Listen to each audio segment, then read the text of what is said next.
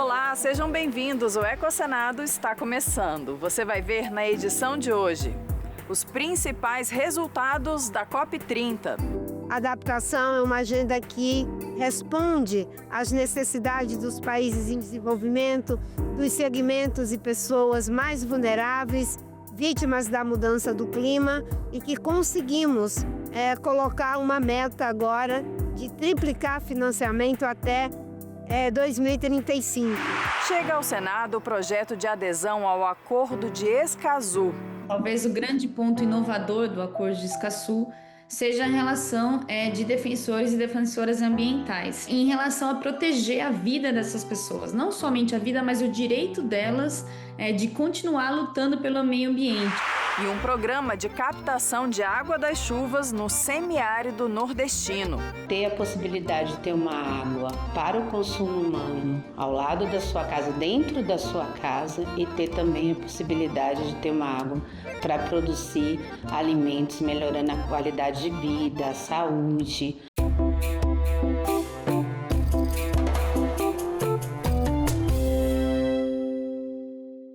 Acordos globais para orientar políticas públicas, investimentos e compromissos no combate à crise climática.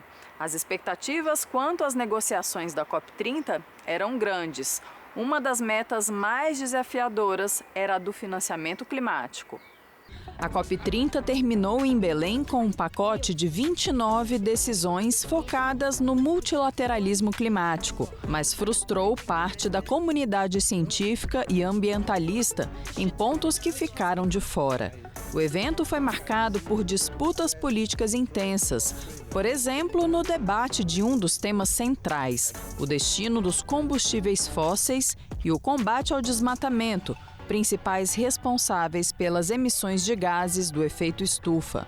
Mesmo com pressão europeia e de dezenas de nações vulneráveis, o texto final do acordo da conferência, intitulado Decisão do Mutirão, não mencionou a eliminação gradual de petróleo, gás e carvão, como era a proposta do Brasil. A resistência veio por parte de nações asiáticas e árabes. O presidente da COP30, então, anunciou uma alternativa não oficial para apresentar em 2026, antes da COP31. I, as president of COP30, will therefore create two roadmaps. One on halting and reverting deforestation, another to transitioning away from fossil fuels in a just, orderly and equitable manner.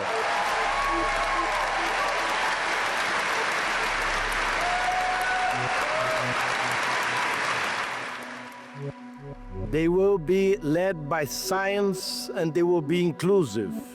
With the spirit of the Mutirão, we will convene high-level dialogues, gathering key international organizations, governments from both producing and consuming countries, industry, workers, scholars, civil society, and will report back to the COP. We will also benefit from the first international conference for the phase-out of fossil fuels, scheduled to take place in April in Colombia.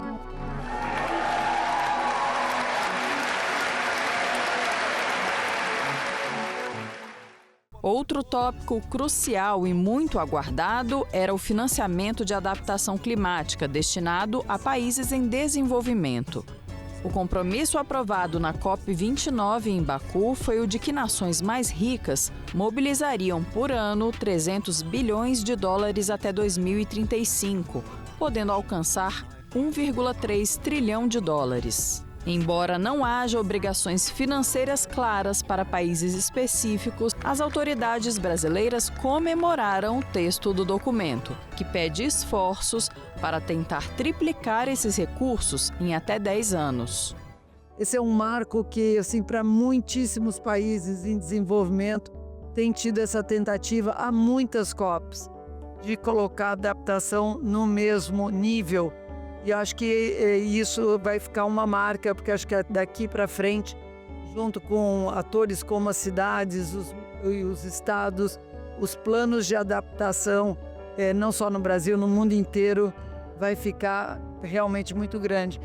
A adaptação é uma agenda que responde às necessidades dos países em desenvolvimento, dos segmentos e pessoas mais vulneráveis, vítimas da mudança do clima, e que conseguimos colocar uma meta agora de triplicar financiamento até 2035.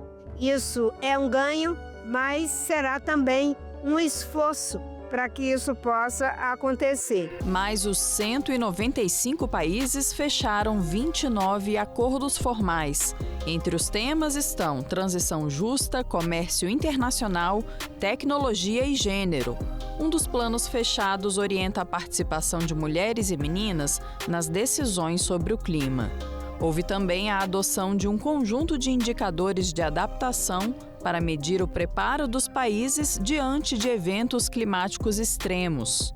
E pela primeira vez, o documento final de uma COP traz referências claras ao papel dos povos indígenas na proteção das florestas e na adaptação ao clima.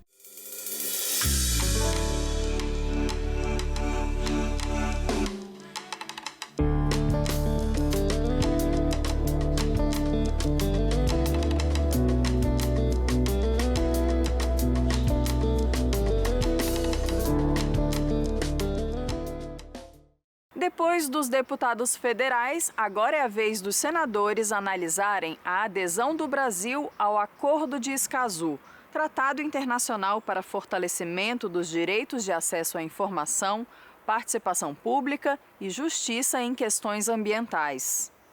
Eu vou conversar agora com Joara Marquezine e Bruno Schmidt.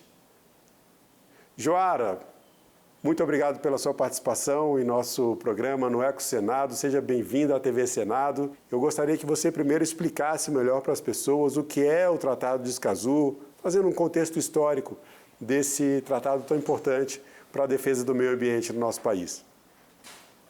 Olá, pessoal da TV Senado, eu agradeço o convite. O Acordo de Escazú é um acordo sobre acesso à informação, participação e acesso à justiça em temas ambientais.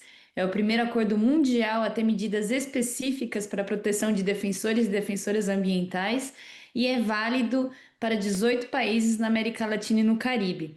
Em termos históricos, o Acordo de Escazú tem suas origens no princípio 10 da ECO 92 e em 2012, durante a Rio+20, começaram as negociações. Dá para ver que o Brasil tem uma relação histórica muito profunda com esse acordo, né? As negociações terminaram em 2018, na Costa Rica, e por isso que Escazú é o nome desse acordo. O Brasil assinou o acordo ainda em 2018, durante o governo Temer, e em 2023 o governo do presidente Lula enviou ao Congresso para análise do Congresso.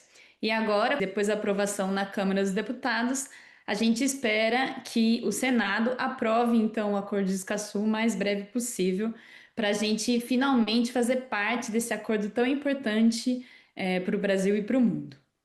Bom, agora eu vou chamar para essa conversa o Bruno Schmidt Morassutti, da Fiquem Sabendo, porque nós temos uma questão importante. O Tratado de Escazú, um dos aspectos fundamentais, um dos objetivos é garantir a transparência, garantir a produção de informações sobre o meio ambiente, tanto por parte do poder público quanto por empresas privadas. Eu gostaria que o Bruno falasse um pouco sobre a importância do acesso a informações para que a sociedade tenha também uma participação efetiva nas questões ambientais, nos processos decisórios, na fiscalização, no controle dos impactos ambientais gerados pelos empreendimentos que lidam com territórios e com as questões ligadas ao meio ambiente. Olá, é um prazer estar aqui com a TV Senado. O Acordo de Escazú, ele fortalece o direito de acesso à informação no nosso país, estabelecendo uma série de requisitos e padrões de nível internacional no que diz respeito ao acesso à informação ambiental. O que o Acordo de Escazú fortalece principalmente é o dever do Estado ser proativo quando vai realizar, por exemplo, consultas públicas, quando vai realizar chamadas para tomada de subsídios para decisões relacionadas à política ambiental, quando vai realizar empreendimentos. Ele estabelece direitos claros de informação para a população diretamente afetada, inclusive, em alguns casos, assegurando que essa informação seja divulgada de forma acessível em alguns casos, inclusive, na linguagem dessas pessoas, porque nós sabemos aqui, principalmente em matéria ambiental, temos comunidades que às vezes não dominam o português, então é importante que o Estado se obrigue a se comunicar com essas pessoas, traduzindo termos técnicos para linguagem acessível. O Acordo de Escazú também estabelece um sistema onde a própria iniciativa privada também é incentivada a contribuir com a divulgação de informações relacionadas ao impacto de suas atividades. Bom, eu vou voltar agora com a Joara para falar sobre um dos aspectos. Tem 3 pontos fundamentais no Acordo de Escazú: a participação social, o acesso à justiça e a proteção aos defensores e defensoras ambientais. No que diz respeito à participação, pegando o gancho já nessa fala do Bruno e a importância do acesso à informação para garantir esse direito de participação social, eu gostaria que a Joara falasse um pouco com a gente sobre como se dá essa participação social, né? E qual é a possibilidade que as pessoas têm, a partir do Acordo de Escazú, considerando o Acordo de Escazú, uma vez aprovado pelo Congresso Nacional definitivamente, em que sentido isso pode ampliar a participação social e, especialmente, qual é o poder de decisão, né, de participar das questões ambientais e chegando, inclusive, aos processos decisórios com voz ativa dentro das decisões que dizem respeito aos direitos ligados ao meio ambiente. Bom, o Acordo de Escazú ele é um acordo de democracia ambiental, né? Partindo da premissa que com mais democracia ambiental a gente tem uma diminuição daqueles conflitos. Como o Bruno mesmo falou, a parte de acesso à informação ela é muito voltada à produção da informação e à circulação dessa informação em todo o território nacional. E ele, como um acordo que vê esses 3 pilares, relaciona como o acesso à informação está diretamente ampliando a participação social. Então, no acordo, a gente tem uma série de informações que devem ser divulgadas antes, por exemplo, de uma audiência pública, e também estabelece, para dar um exemplo concreto, que as pessoas têm direito de saber o porquê que a sugestão delas não foram aceitas. Um outro ponto importante, aí já na parte de acesso à justiça, é a questão de você ter um fortalecimento das capacidades do Estado em dar possibilidade de acesso à justiça, por exemplo, no caso de reparação. E por último, talvez o grande ponto inovador do Acordo de Escazú seja a relação de defensores e defensoras ambientais. E aí eu destaco, a partir da COP que a gente teve no ano passado, na COP de Escazú, a aprovação do Plano Regional sobre defensores e defensoras ambientais. Talvez esse seja o maior ganho que temos, e aí, quando o Brasil for parte do acordo, em relação a proteger a vida dessas pessoas. Não somente a vida, mas o direito delas de continuar lutando pelo meio ambiente. Eu acho que essa é a grande inovação do acordo, né? Entender que essas pessoas têm uma contribuição fundamental para a proteção ambiental e proteção desse território. Como é que a gente valoriza esse trabalho de alguma forma? E aí o plano tem vários elementos, mas eu destacaria essa questão de você fortalecer o Estado para dar uma resposta rápida. Acho que o grande ganho para o Brasil seria essa segurança jurídica, de saber as regras do jogo quando a gente está falando de proteção ambiental e proteção dos defensores a partir do Acordo de Escazú. Agora eu vou voltar com o Bruno para a gente falar sobre essa questão da democracia social, voltando no aspecto do acesso à informação. Um dos grandes problemas que temos hoje na comunicação, eu diria, uma das ameaças às nossas democracias pelo mundo inteiro, e aqui no Brasil não é diferente, é a produção de informações falsas, de desinformação, informação descontextualizada, fake news, enfim, toda uma produção de informações em redes sociais, em veículos, outros veículos de comunicação de massa, que desvirtuam o entendimento das pessoas sobre as questões ambientais. Bom, o Acordo de Escazú, ele fortalece o combate à desinformação. Ele faz isso por 2 eixos primordiais. O primeiro deles é determinando que o Estado produza informações a respeito da gestão ambiental e divulgue essas informações de forma clara, acessível à população. Não é possível falar hoje em combate à desinformação se nós não tivermos acesso a informações confiáveis, a informações de base científica. E o Acordo de Escazú, ele não só estimula isso, como ele determina que o Estado assume o compromisso expressamente de divulgar essas informações. Então, digamos, quando o Estado decide ali realizar um determinado empreendimento ou definir uma determinada política pública que possui impactos no nosso ambiente, ele também se obriga a divulgar as bases científicas dessa decisão. Então, quando o governo menciona indicadores, ele vai ser obrigado também a divulgar junto a base desses indicadores para que a população consiga analisar se aquelas conclusões que o Estado está, né, dizendo que chegou a partir daqueles estudos, elas efetivamente conferem, né? Esse é o primeiro passo que a gente tem para combater esse ecossistema de desinformação. Com informação de qualidade, com informação checável, com informação de base científica séria. Tá? O segundo ponto é o esforço redobrado do Estado para divulgar essas informações, esses estudos de base científica para a população em geral. Agora, Joara, vamos voltar aqui em 2 pontos das outras dimensões desse acordo. O acesso à justiça e o ponto principal do acordo, que é a garantia da proteção aos defensores ambientais. Como é que o Acordo de Escazú pode mudar, uma vez aprovado pelo Senado, essa realidade? Quais os efeitos práticos para a garantia de proteção aos defensores do meio ambiente? Vamos lá, Joara. O acordo ele trata de impedir que essas mortes aconteçam. Acho que esse é o primeiro olhar, né? A gente tem que tentar trabalhar na proteção dos defensores e na valorização do trabalho dessas pessoas enquanto elas ainda estão vivas. Acho que esse é o primeiro ponto que o Acordo de Escazú traz.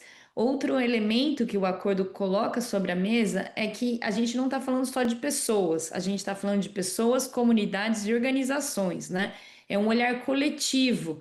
Muitas vezes a gente individualiza a luta ambiental em uma pessoa e acaba deixando a comunidade mais fragilizada nesse sentido. Então, o acordo ele traz esse ganho, né, de você ter uma perspectiva, um olhar sobre o entorno propício, né? O que é o entorno propício? São as condições adequadas para a proteção ambiental. E aí ele traz uma série de elementos. O fortalecimento das capacidades do Estado para dar resposta uma vez acontecendo esses ataques, um reconhecimento do trabalho dessas pessoas como um trabalho importante para a vida, não só do meio ambiente, mas do território e das pessoas. É uma mudança no olhar de paradigma mesmo. Em termos práticos, o acordo aí já na parte mais de acesso à justiça traz elementos, por exemplo, para a gente lidar com o combate ao crime organizado, né? Então toda a noção de crimes transfronteiriços, entender acesso à justiça com mecanismos judiciais e mecanismo administrativo. Então, a gente tem muito a entender sobre o contexto regional e tratar também da nossa relação com os outros países da América Latina e do Caribe, né? Considerando que o meio ambiente, e aí está a COP do clima para mostrar um exemplo, ele não se limita a uma fronteira, né? E tá aí um elemento que é super importante dentro do Acordo de Escazú, é um reconhecimento do Estado como soberano para cuidar do meio ambiente, mas também o entendimento que a cooperação e a capacitação entre diversos estados tem a fortalecer e trazer esse ganho para que a gente tenha uma melhor atuação de proteção ambiental e proteção das pessoas que defendem o meio ambiente. E agora, destaques dos últimos dias no nosso Giro Ambiental.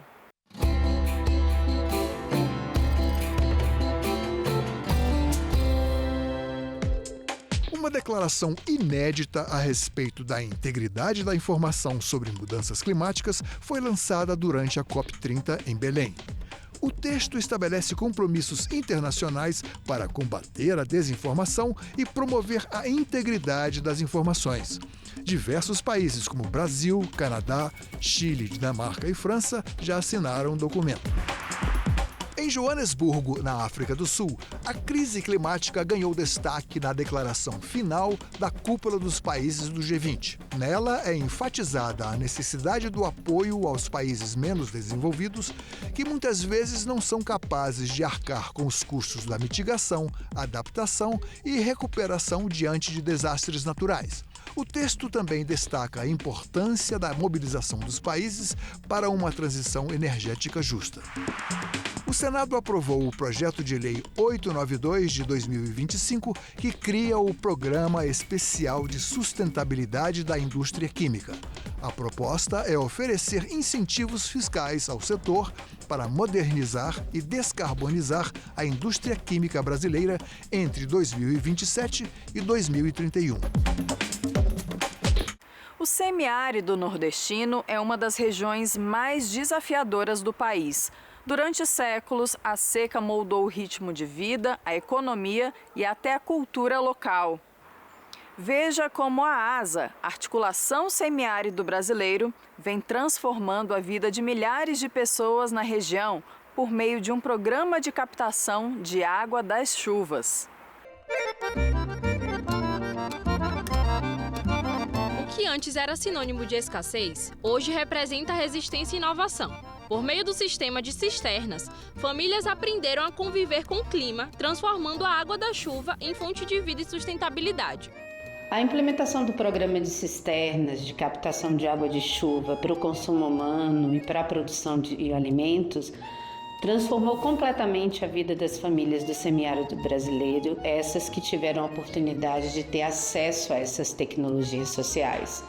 Transformou principalmente a vida das mulheres, a vida das crianças, dos idosos, das famílias que tinham pessoas com deficiência, e transformou porque a busca da água deixou de ser uma sobrevivência da vida dessas pessoas para ter a possibilidade de ter uma água para o consumo humano ao lado da sua casa, dentro da sua casa, e ter também a possibilidade de ter uma água para produzir alimentos, melhorando a qualidade de vida, a saúde, a participação e a permanência das crianças nas escolas, a produção de alimentos saudáveis e que poderia melhorar a nutrição dessas famílias.